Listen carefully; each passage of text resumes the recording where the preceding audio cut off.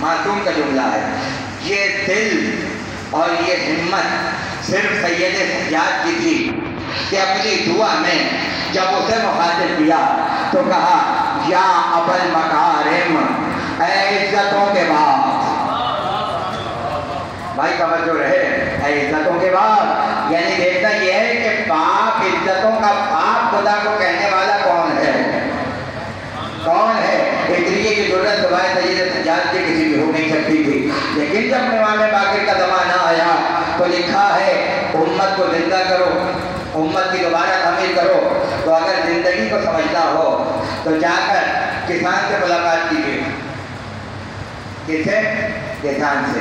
ایبت صاحب تشریف فرما سائنس کے آدمی سے پوچھئے گا کیوں؟ اس لیے کہ جب کسان زمین میں دانہ بوتا ہے تو زندگی کو اپنی آنکھوں سے مشاہدہ کرتا ہے. کب چھوٹا سا پودا نکلا، کب پڑا، کب درخت بنا، ایک ایک منزل کسان کے سامنے. بھائی یہی تو زندگی ہے، اسی کو تو زندگی کہا جاتا ہے. تو یہ کسی کسان سے پوچھئے.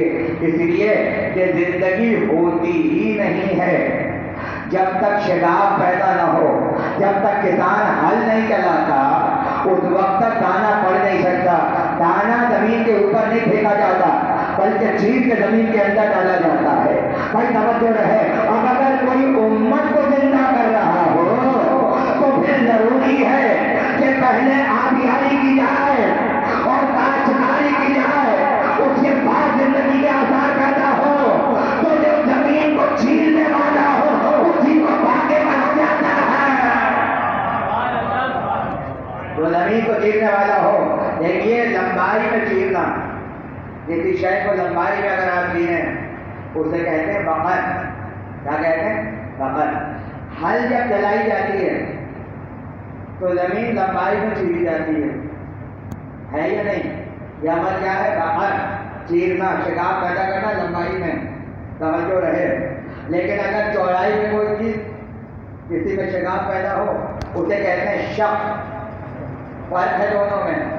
شق ہوتا ہے ترچھا اور نہیں فرما رہا. بقر ہوتا ہے لمبائی میں، یعنی باپ جان چک کرنے والا اور بیٹا علم کے میدان میں شگاف پیدا کرنے والا. ایسا جو رہے. اس لیے کیونکہ یہ عمل عموماً گائے کے ذریعے انجام دیا جاتا ہے، اس لیے گائے کو کہتے ہیں بقرہ. چیرنے کو کہتے ہیں بقر. گائے کو کیا کہتے ہیں؟ بقرہ، کیونکہ چیر رہی ہوتی ہے، زمین میں شگاف پیدا کر رہی ہوتی ہے. تو جو انسان یہ عمل انجام دے اسے باقر کہا جاتا ہے. جو انسان یہ عمل انجام دے اسے باقر کہا جاتا ہے. کہنے کا مقصد یہ ہے کہ زندگی پیدا کرو، امت کو زندہ کرو، زمین میں شگاف پیدا کرو. شگاف پیدا کرنے کا مطلب یہ ہے کہ پیغمبر کے علم کے خزانے جو دبے ہوئے ہیں اب اس سے دوبارہ باہر نکلنے کا وقت ہے، اس سے دوبارہ باہر آنے کا وقت ہے. بھائی توجہ کیجیے گا، جملہ ضائع مت کیجیے گا.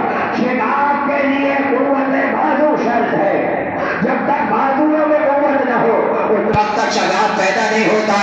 اور بازو میں قوت کے لیے لہو کا پاکیزہ ہونا شرط ہے. جتنا لہو پاکیزہ اتنے بہادر اور بازو، اور جتنے بازو قوی اتنا گہرا شگاف. اب اس سے بہتر لہو کہاں سے آتا؟ اس سے بہتر لہو کہاں سے آتا کہ باپ سید سجاد کی رگوں میں حسین کا لہو ہے، ماں فاطمہ بنت حسن کی رگوں میں، فاطمہ بنت حسن کی رگوں میں حسن مصطفیٰ کا لہو ہے. جب دونوں بھائیوں کے لہو مل جائے تب باقا پیدا ہوتا ہے.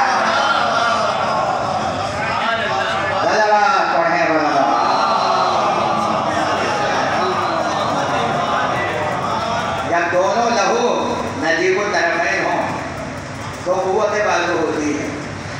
پھر علم میں چراغ پیدا ہوتا ہے. تشریف فرما. میں نے کبھی کلام کلام کی آیت نہیں پڑھی لیکن ایک جملہ سن لیجیے. تشریف فرما ہے آنے والے نے سوال کیا اور آپ حضرت رسول یہ بتائیے مومن پر اللہ کا حق کیا ہے؟ مومن پر اللہ کا حق کیا ہے؟ दिमाग में मुंह फेर लिया, क्यों मुंह फेरा? खुद मोमिन बनते हो और यही नहीं पता कि हक क्या है और नहीं बता रहे। तवज्जो कीजिएगा, उससे कम हज़रत रसूल मोमिन का अल्लाह का हक क्या है? मुंह फेर लिया। बहुत से लोग होते हैं जैसे माँ मुंह फेर लेते हैं और नहीं फरमाया किसी से मासूमा मुंह फेर लेती है, किसी से मासूम मुंह फेर लेता है। इसका मतलब है सामने जहालत है। तो देखो मोमिन का खुदा का हक क्या है? एक मर्तबा जलाल आया और जलाल के आलम में उसके चेहरे की तरफ देखा और चेहरे की तरफ देख के कहने लगे मोमिन पर अल्लाह का कम से कम हक ये है कि अगर खजूर का दाना जमीन पर पड़ा हो और मोमिन कहे इधर आ जा, तो वो दाना चलता हुआ मोमिन तक पहुंच जाए। और नहीं फरमा रहा मोमिन का हक खुदा पर, खुदा का मोमिन पर हक ये है कि अगर पड़े हुए खजूर के दाने को इशारा करे तो दाना चलता हुआ जाए। रावी कहता है अभी इमाम ये कह ही रहे थे कि सामने खजूर का दाना पड़ा हुआ था, वो दाना अपनी जगह गिरना शुरू हुआ। इमाम ने दाने